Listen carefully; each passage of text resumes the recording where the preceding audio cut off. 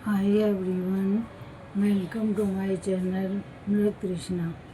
Friends, आज मैं आपको निर्जला एकादशी के बारे में बता रही हूँ कि ये व्रत कितना महत्व रखता है हमारे जीवन में और इसको करने से क्या क्या फ़ायदे होते हैं। तो फ्रेंड्स सुनिए, हमारे सनातन धर्म में निर्जला एकादशी को बहुत ही अच्छी तरह से तथा प्रेम पूर्वक श्रद्धापूर्वक मनाया जाता है। इस व्रत की इतनी महिमा है कि लोगों में एक शुरू से ही यह भावना रहती है कि निर्जला एकादशी आने वाली है और इस व्रत को हम करेंगे। और ऐसा माना जाता है कि जो यमराज होते हैं वो भी आदमी को लेने नहीं आते, स्वयं नारायण ही मरते समय नारायण ही व्यक्ति को अपने स्वर्ग लोक में लेके जाते हैं। ये व्रत बिना जल के किया जाता है और इस व्रत को करने से धन धान्य की वृद्धि होती है, सुख संपत्ति घर में आती है, लोग कलेश का नाम निशान नहीं रहता तथा खुशियों से जीवन भर जाता है। अब मैं आपको बता रही हूँ इस व्रत में करना क्या होता है। एक मिट्टी के घड़े में जल लेकर उसके ऊपर पंखा रखकर तथा ऋतु फल जैसे आम है, लीची है, अंगूर है, केला है, खरबूजा है, इन फलों को पंखे के ऊपर रख के दान दिया जाता है, ब्राह्मणों को दान दिया जाता है और संकल्प करा के इस व्रत को करना चाहिए। हमेशा ब्राह्मणों को दान देना चाहिए, जैसे जूते हैं, चप्पल हैं, छाता है, कपड़े हैं तथा विभिन्न प्रकार के और भी दान ज़रूरतमंद को देने चाहिए। इस व्रत को करने से मनुष्य कितने भी पाप किए हों उनसे मुक्त हो जाता है। इस व्रत को करने से इस व्रत को जब भी करो तब ओम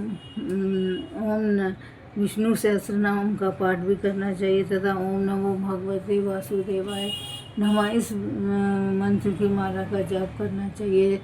एकादशी वाले दिन रात को कीर्तन करना चाहिए और रात्रि जागरण भी करना चाहिए और बहुत प्रेम पूर्वक इस व्रत को करना चाहिए। इस व्रत को किसने किसको बताया था ये मैं आपको बता रही हूँ।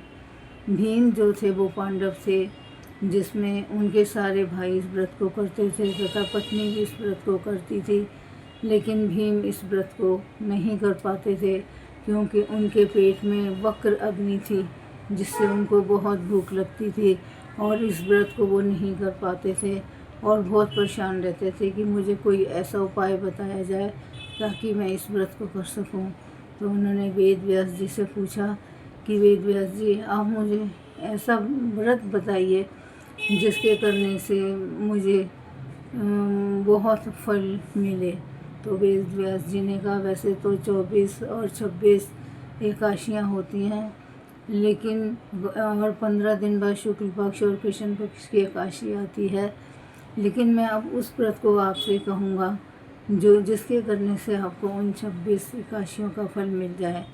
तो वेद व्यास जी ने भीमसेन से इस व्रत को कहा था। तो वेद व्यास जी ने कहा, इसलिए तुम इस व्रत को करो और बिना अन्न जल ग्रहण किए बिना इस व्रत करो। तो भीमसेन ने ऐसा ही किया और इस व्रत को किया। इस व्रत को करने से उनको बहुत ही आत्मिक शांति मिली और इस व्रत को करने से हमेशा एक श्रद्धा से करना चाहिए।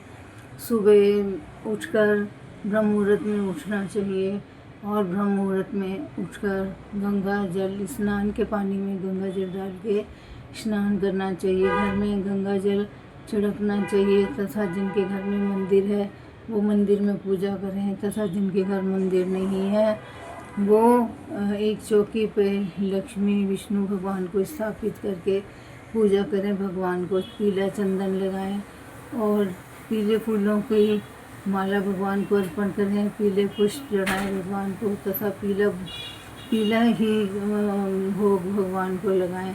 इस प्रकार बड़ी श्रद्धा से इस व्रत को करें और संकीर्तन करें।